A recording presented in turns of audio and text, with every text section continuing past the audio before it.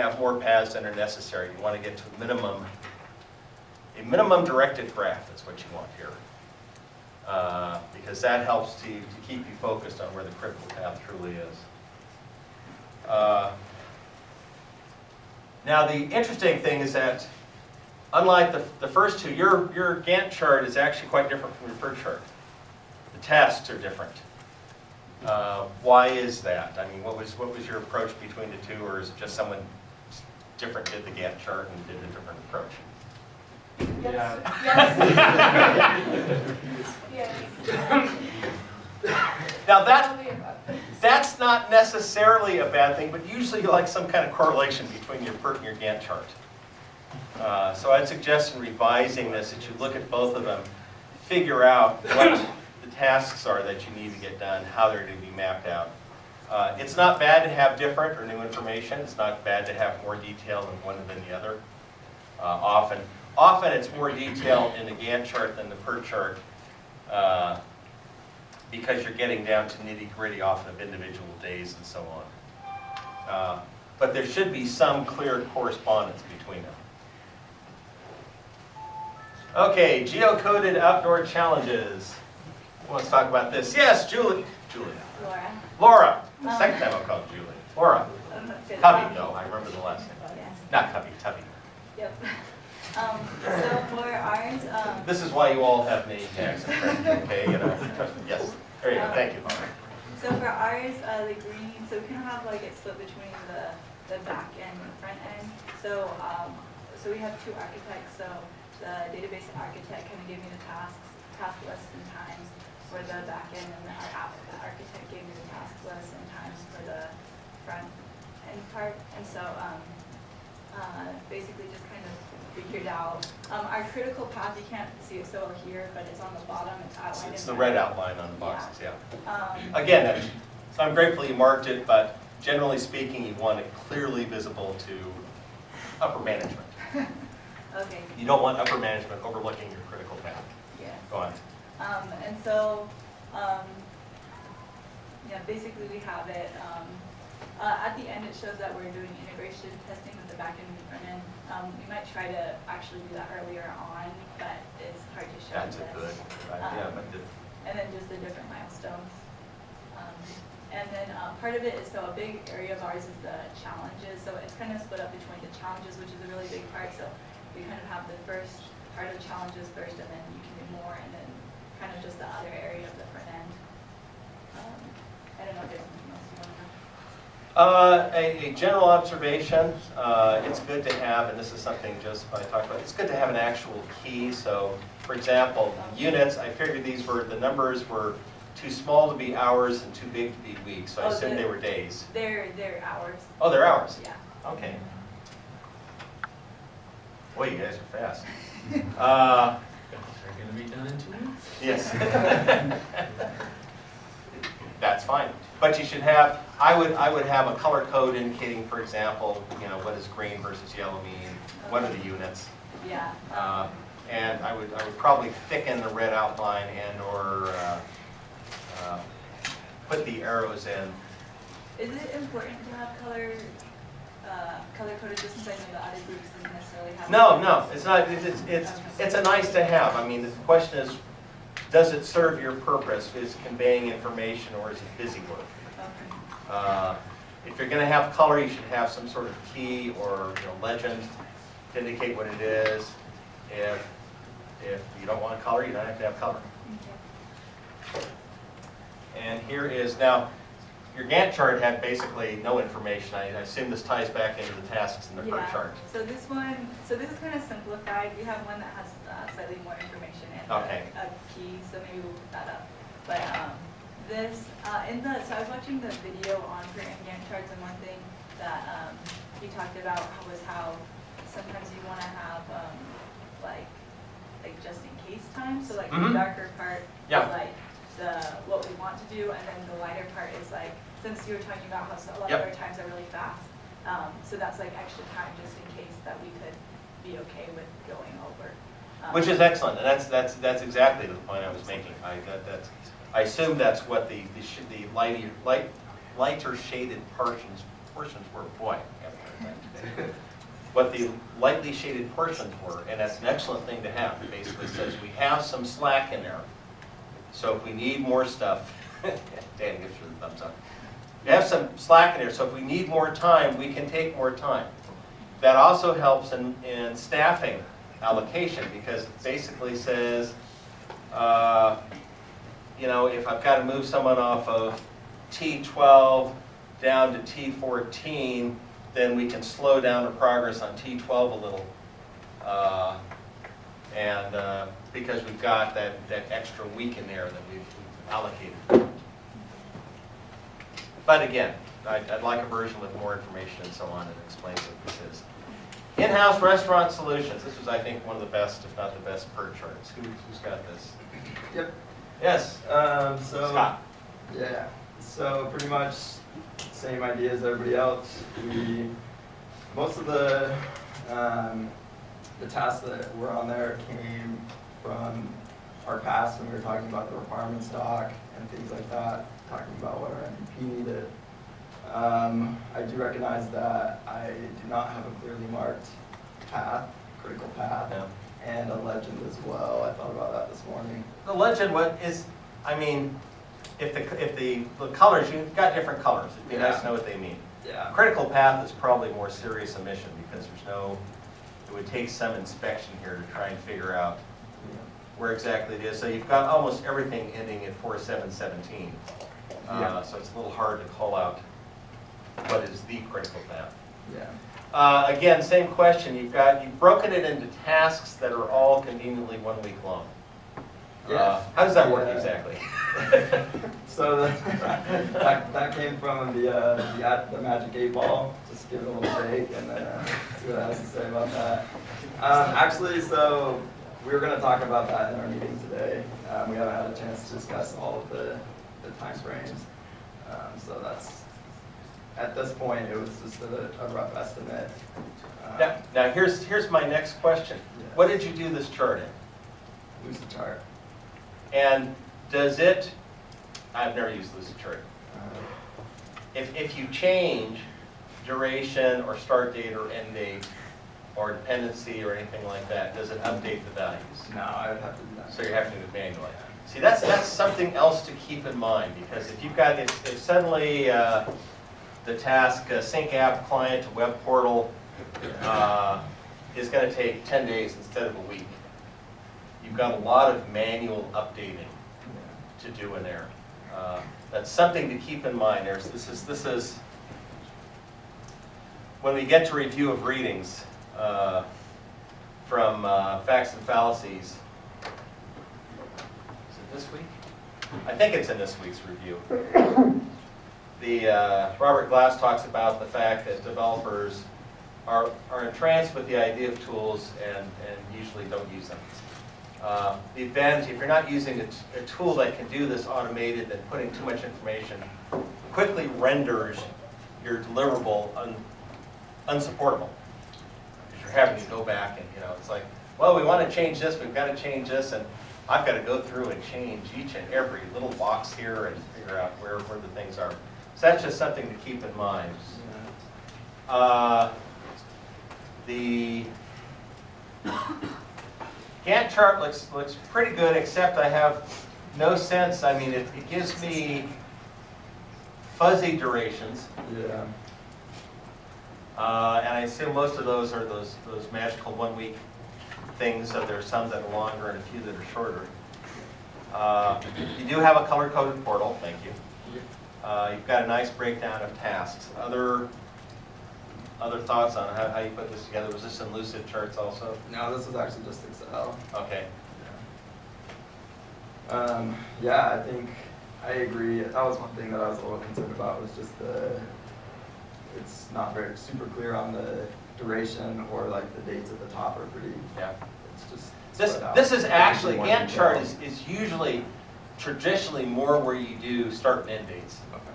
I mean, it's nice to have it in a PERT chart, but I probably wouldn't put it in a PERT chart unless I had an automated tool to update it all. Because with this, particularly if you're doing this in Excel, their Excel, I'm sure, has macros for Gantt charts that would allow you to, change something and everything ripples through and so on. Okay. Survive the night. This was my favorite critical path. Who's got survive the night? There we go, John. Yeah, so Or John, yes. We have 3 Johns. Yes, you have 3 Johns on the team. it's very hard.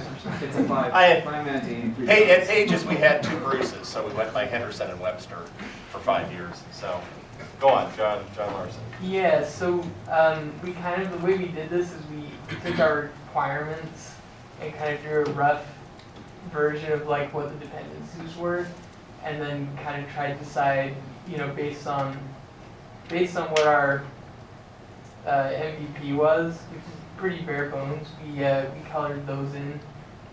Yeah. What's your, I like, you have a nice key, you have a wonderful critical path, most visible of any of them. You didn't feel constrained, I mean, you were happy to go down, or in some cases with day-night over here to actually back up a little. But it's a directed graph, which is all you really need. The priorities, what do the priorities mean? Is 0 like the highest priority? Zero That's is highest MVP. priority. Okay, I'm sorry, I just saw that on the key. And then 1, 2, and 3 are just, okay. yeah. And so we kind of, our plan is, you know, kind of focus on the top priorities, and so yeah. And then we have kind of the expected person hours also in the bottom right of each box. And what did you base that on? You know, it was pretty rough. A lot of our project is Here's a hat. Yeah, the environment we're using is pretty new to all of us. Ah, We're building it. we're going to talk about that too. Go on, So sorry. we kind of relied on the people with the most experience in Unity Okay. and kind of trying to figure that out. Okay, and here's, I think this was probably the most detailed and up-to-date Gantt chart as well.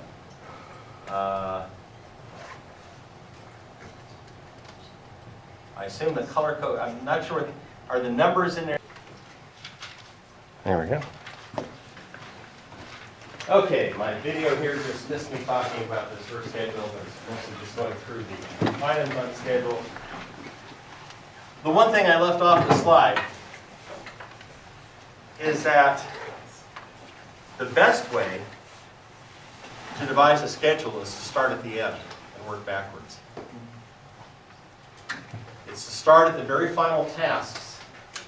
Because start at the very final tasks, the stuff you're going to do at the very end. Come up with the best and most honest estimate you can give. And then figure out all the tasks that have to be done for that final task or those final tasks to be completed. And keep working backwards. Why this is important? Because what I see, what I've experienced personally in my own professional career, and what I see time and again in large-scale professional software projects, is that there's this tendency to sort of compress everything at the end.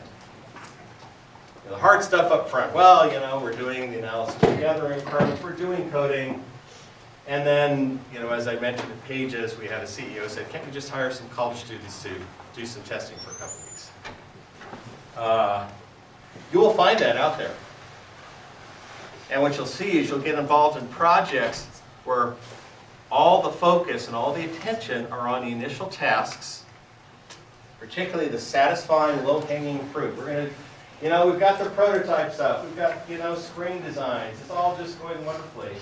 And you get towards the end of the project, and the number of things that are unaddressed start piling up. These are the walnuts and the flour that you're trying to sift through a sifter.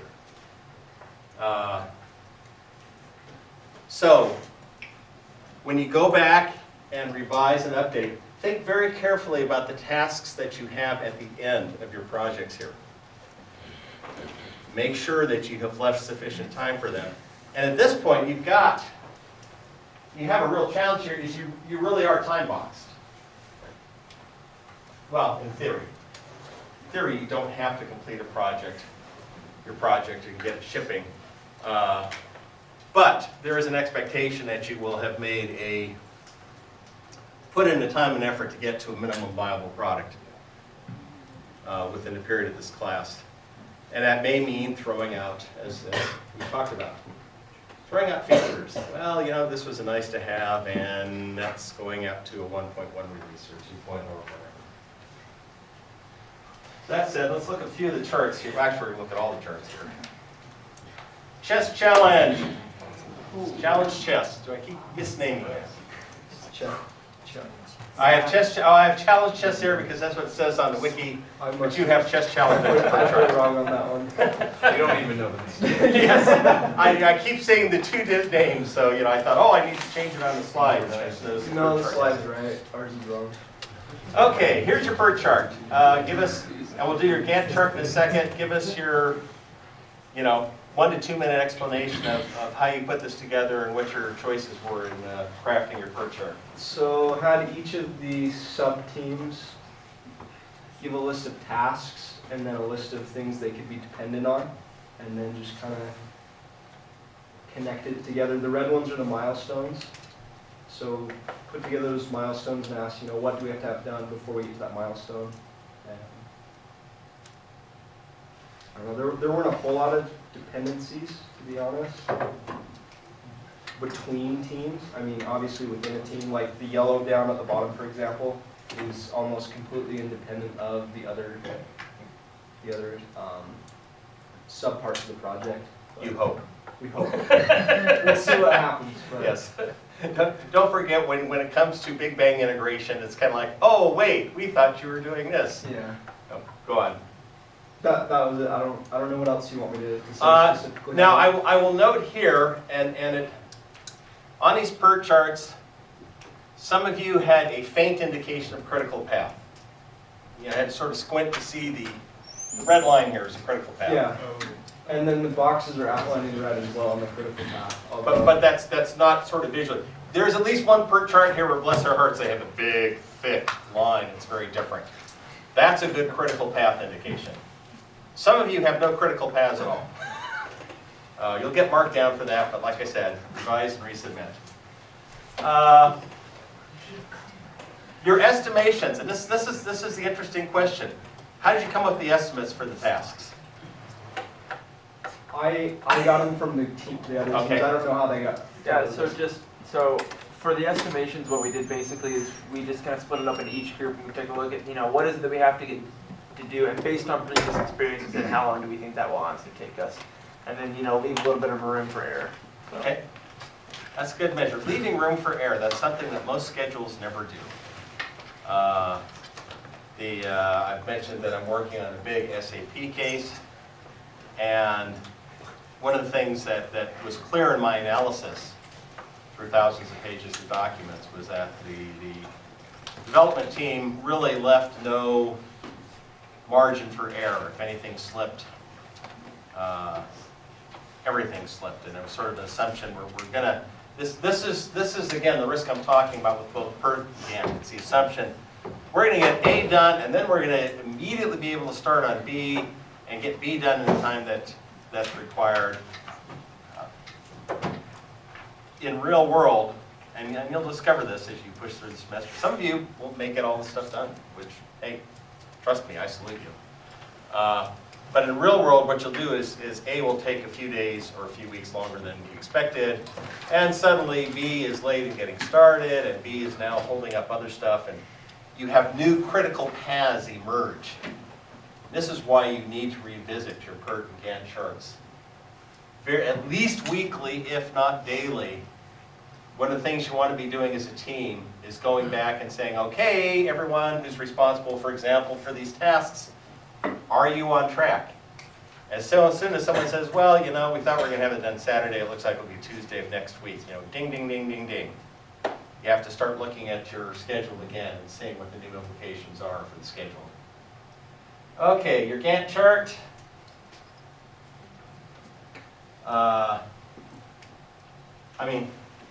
Classic, and I said keep it simple. It looks like you've got color coding that matches. You've got the weeks. Here, pretty much, The only thing the Gantt is adding to the PERT chart is it actually overlays the tasks and the durations on the actual schedule. Is that correct? Yeah.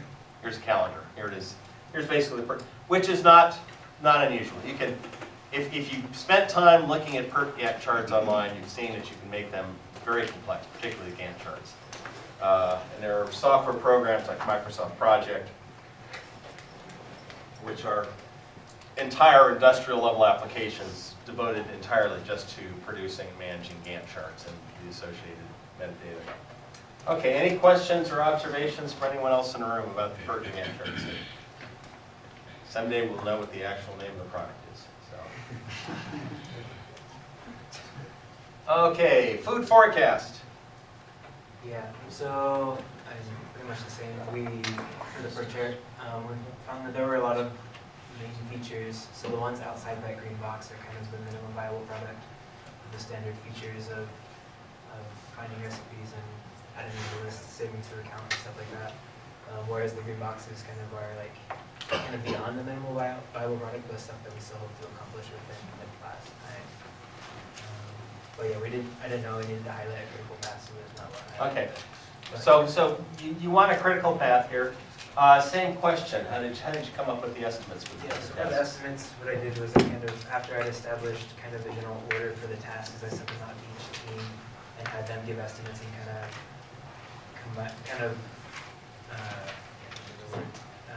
just looked at those together to kind of get a general estimate for each team and how long it was. Okay. Okay, other comments, questions?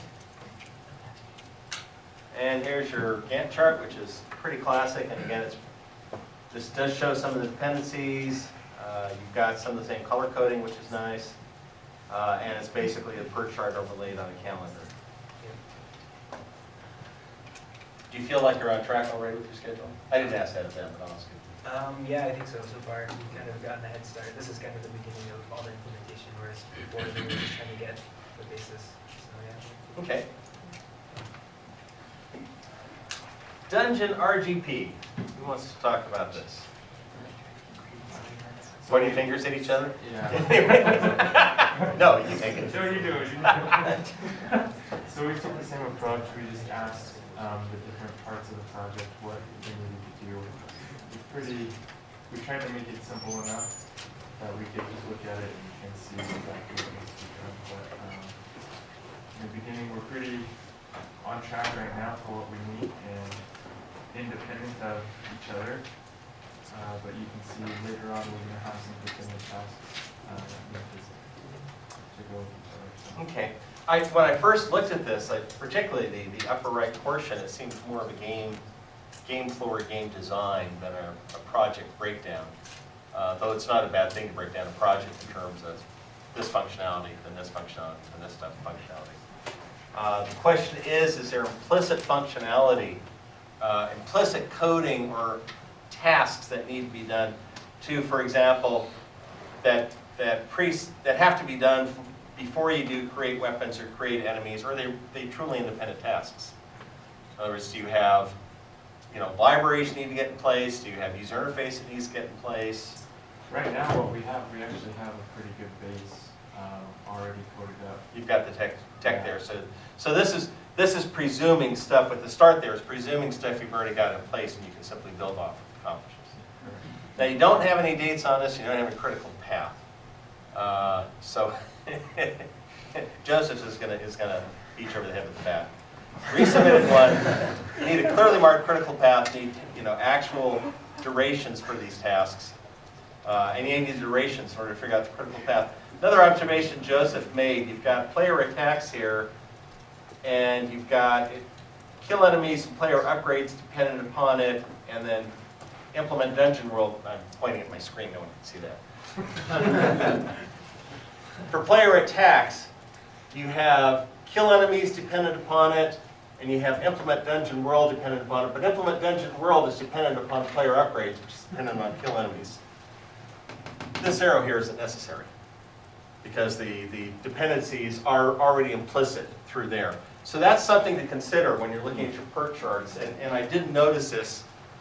Actually, I didn't even notice this. It was Joseph who pointed out. But I didn't notice it in any of the others, and he didn't either, that sometimes you may air hours and the color coding represent people. The numbers are numbers of people. You just, I guess we had those in before we actually signed it to kind of decide how many people we needed on it. Okay. But it also shows, like for in week 5, where one task just takes 7 days, it's showing 14 hours because 7 days times 2 people, if that makes sense. Yeah. Yeah, I showing two people over 7 days is 14 hours. See you later. Okay. This is actually a fairly nice chart. The question is, how easy is it going to be for you to keep it up to date based on where you're at? Let me stress that. You really want to sit down at the bare minimum weekly, and possibly 2 or 3 times a week, and look at the schedule and get everyone to say, yeah, I accomplished this or I didn't. What you don't want is a week or 2 to go by and suddenly find out that, you know, half your tasks are running late. This is why you create PERT and Gantt charts. It is to surface problems as soon as possible. And if whoever the project manager is, or whoever the project manager assigns to take care of the PERT Gantt chart, will stay on top of this. It will give you greater confidence in actually completing stuff. Okay, that's that one.